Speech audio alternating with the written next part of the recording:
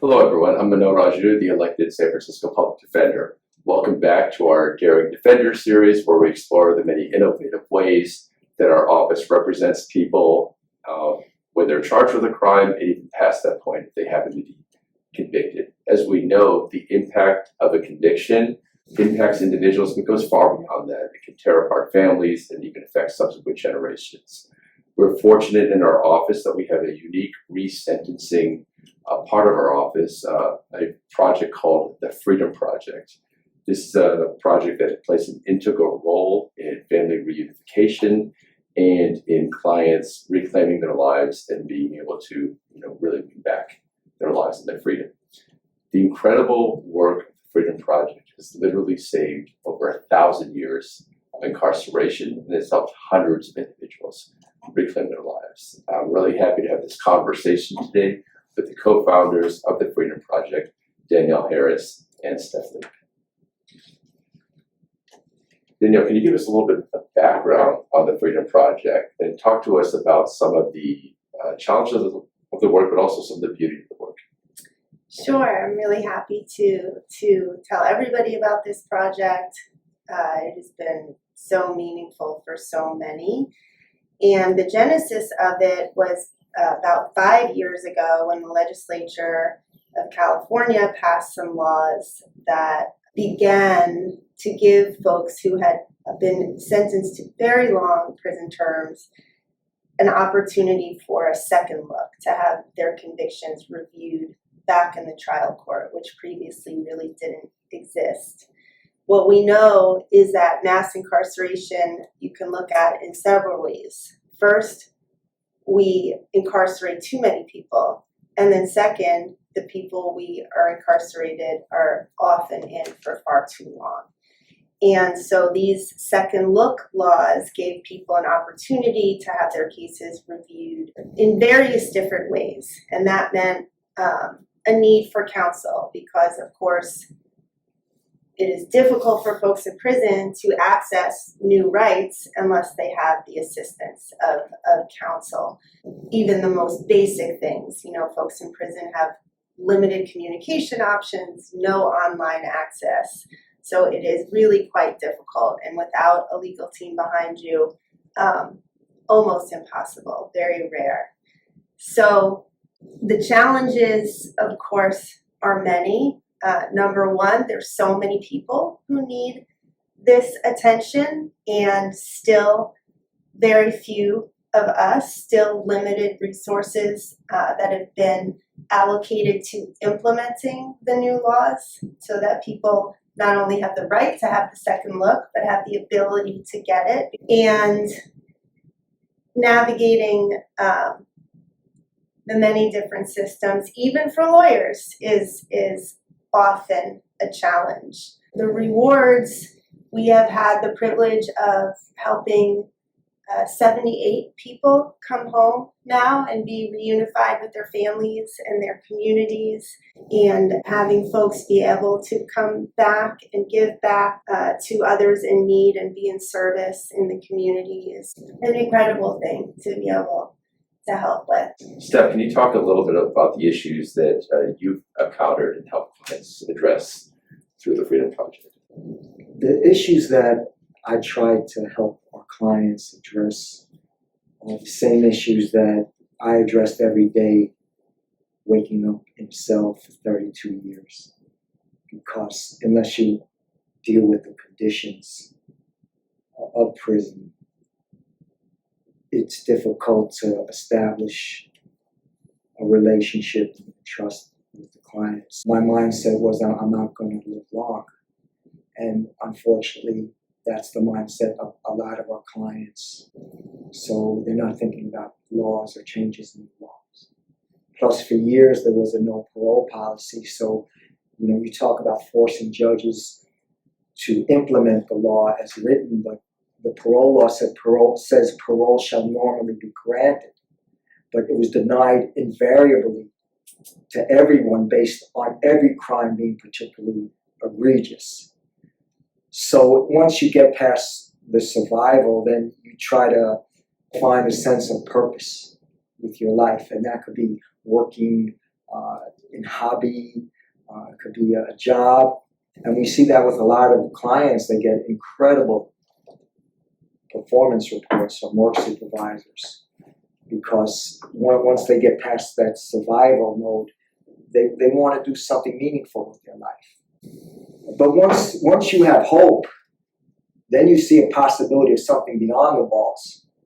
And that's the first thing I want to help our clients with, to see there's a possibility no matter how you've programmed up to now.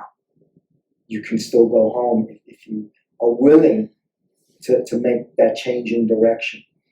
The next thing is trust.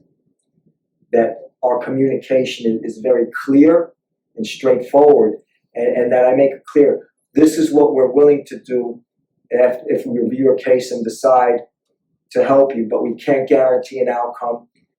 But once you show a path, then it's up to the client. So we could provide tools and materials and encouragement, which is very important. But unfortunately, with a lot of these resentencing second look, the second look often is accompanied by a look at the central file, your record. So it requires programming, staying out of troubles, which is very difficult in there. Can you share a little bit about how these concepts of hope and trust and the Freedom Project overall has actually made a difference in a couple of lives of the clients you've worked with? I could give you one solid example. I mentioned Old Folsom. You know, I got there in 1983, and I met this Samoan, Big Steve, on the yard. Huge man, you know, on the weight pile. And years later, I met him in San Quentin, like 20 more years later, and still doing his life sentence. But he gave up all hope of going home. Danielle reached out to him. He's home. He had given up. And I see, you know, some of my homies, I see pictures of him with his son, who I did time with too. So there's people that had no hope and are out now. Thanks for sharing that story. It's a beautiful story. A lot of people are familiar with the concept of parole, but don't really understand how parole boards work. Can you talk about some of the challenges that you've seen with parole boards? I'll say first that there has been a definite improvement in the parole board system. In the 90s and 2000s, we had a 1% parole grant rate in California, which basically meant if you were sentenced to life, you were 99% sure to die in prison. And things have improved a bit. We're now around 15% to 17%. And that's certainly better than 1%, but it doesn't come close to what the penal code says, is that parole shall normally be granted. There are several challenges that we see with the parole board. Their process is unscientific. It is a one-size-fits-all approach, which does not take into account that people have cognitive differences and mental health challenges. And it asks for perfection from people instead of suitability for parole. So luckily, we do have folks who are fighting to improve the parole system. And currently there is a bill pending in Sacramento. It is Senate Bill 81, sponsored by Senators Becker and Skinner. And I would encourage people to check it out. It won't necessarily fix all the problems with the parole board, but it will go a long way in improving outcomes so that we are no longer imprisoning folks who aren't dangerous because of a system that doesn't know how to assess dangerousness, essentially. Steph, can you talk a little bit about how the Freedom Project can be a model for other counties to follow? I'm really encouraged by the growth mindset approach and us serving as a model, because I was privileged when I paroled. Eddie Zhang pulled me from Oakland to San Francisco to be a mentor. They started a mentorship program over on Mission, and it became a model for other parole offices. And it's good when you have someone to mentor you and kind of explain these are the obstacles you're going to face. It's normal. So if we could provide the same type of guidance to other counties with large prison populations, like I'm talking about LA County. Danielle's developed a team, and now we're getting formalized systems to address specific issues that we encounter with resentencing with the board. And I'd love to benefit from the shared wisdom of all the defender offices across California. So yeah, having the aspiration to serve as a model means we have to all up our games, and I hope it's something we could fulfill. Thank you for that. And last question to both of you are, how can people get in touch with the San Francisco Public Defender's Office for your project? It's the best way of doing it. Folks can definitely email me directly.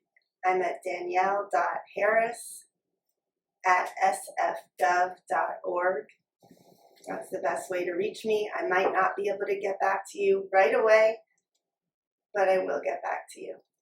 Well, I just want to say thank you both for this absolutely life-changing work that you have been doing and continue to do. Remember, as public defenders, we want everyone to be able to not just survive, but really thrive. And thank you for tuning into this Daring Defenders series. Be sure to like, follow, share, and stay tuned for more. Thank you so much.